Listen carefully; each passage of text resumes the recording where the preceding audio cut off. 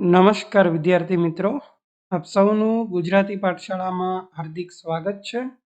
વિદ્યાર્થી મિત્રો, આજે આપણે ધોરણ 7 વિષય ગણિતની સ્વ અધ્યયન પોથીમાં ચેપ્ટર નંબર 12 સમમિતિનું સંપૂર્ણ સોલ્યુશન આજે આપણે જોવાના છીએ. વિદ્યાર્થી મિત્રો, તો શરૂ કરીએ ચેપ્ટર નંબર 12. પ્રશ્ન નંબર 1, યોગ્ય વિકલ્પ પસંદ કરો. એમાં પહેલું, નીચેનામાંથી કઈ આકૃતિ રેખિક સમમિતિ નથી? તો એમાં આવશે ઓપ્શન ડી. ત્યારબાદ બીજું કે આપેલી આકૃતિમાં રેખિક સમમિતિ કેટલી છે? તો એમાં આવશે ઓપ્શન એ 1. ત્રીજું, નીચેનામાંથી કોણ રેખિક સમમિતિ ધરાવે છે? તો એમાં આવશે ઓપ્શન સી, જે ટી આકાર છે એમાં આવી રીતે રેખિક સમમિતિ આવશે. ચોથો પ્રશ્ન, નીચેનામાંથી કઈ આકૃતિ એકબીજાની પ્રતિબિંબિત છે? તો એમાં આપણે કહી શકીએ કે ઓપ્શન એ એકબીજાની પ્રતિબિંબિત છે. પાંચમું, નીચેનામાંથી કયા મૂળાક્ષરને 2 કરતાં વધુ સમમિતિ છે? તો એમાં આવશે બી, ઓને 2 કરતાં વધુ સમમિતિ છે. ત્યારબાદ પ્રશ્ન નંબર 2, ખાલી જગ્યા પૂરવાની છે. છઠ્ઠો પ્રશ્ન કે સમદ્વિભુજ કાટકોણ ત્રિકોણમાં ખાલી જગ્યા રેખિક સમમિતિ હોય.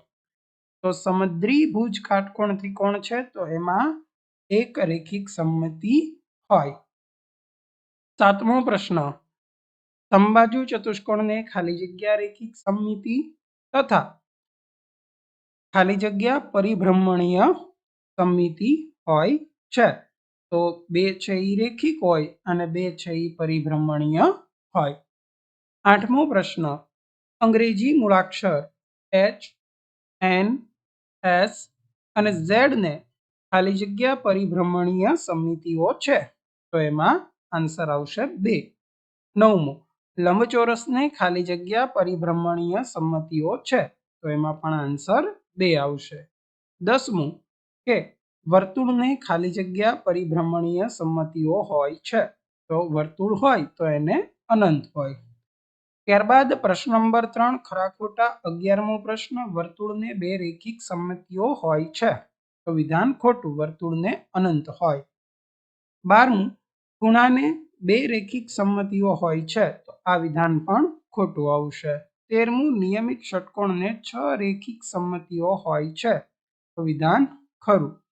14, સમબાજુ ચતુષ્કોણને 4 પરિભ્રમણીય સમમિતિઓ હોય છે.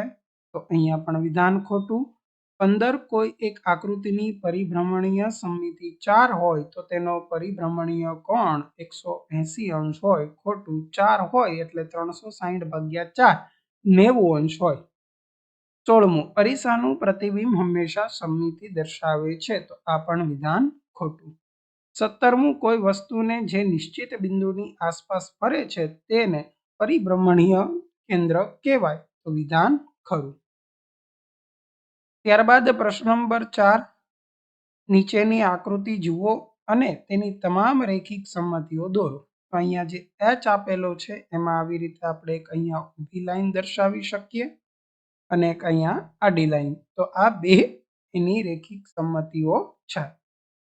ત્યારબાદ બી આકૃતિ છે એમાં સમમિતિ નથી. ત્યારબાદ સી આકૃતિમાં 3 જોવા મળે છે. 19મો પ્રશ્ન, નીચેની આકૃતિ જુઓ અને તમામ સમમિતિ રેખાઓ દોરો.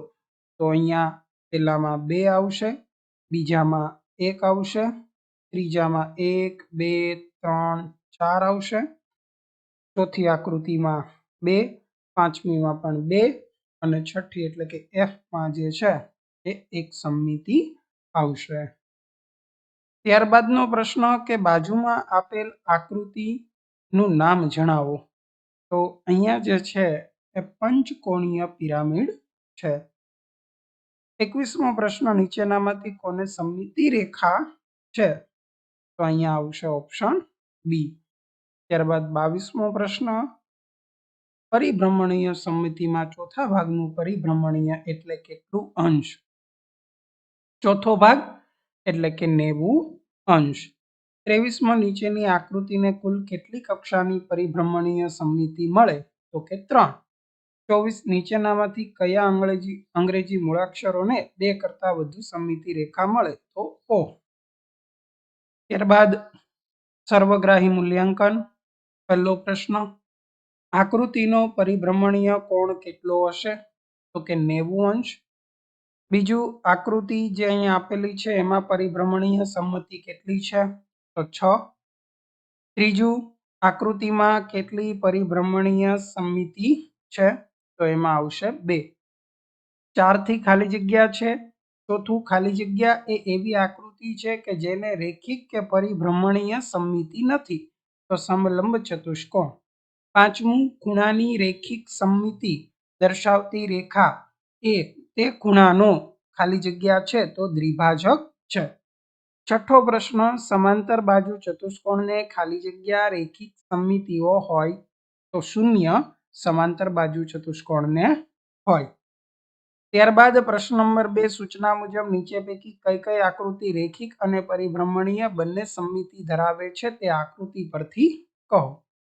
તો અહીંયા 7 નંબરની આકૃતિ છે તો એમાં રેખિક પણ છે અને પરિભ્રમણીય પણ છે, જ્યારે 8 નંબરની આકૃતિ બંને સમમિતિ ધરાવતું નથી.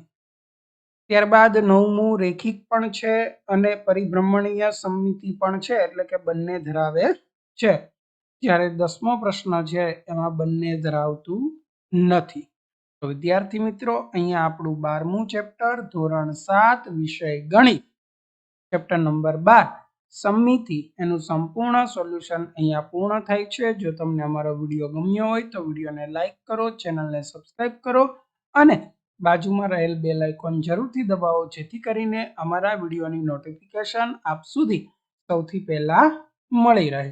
Thank you for watching.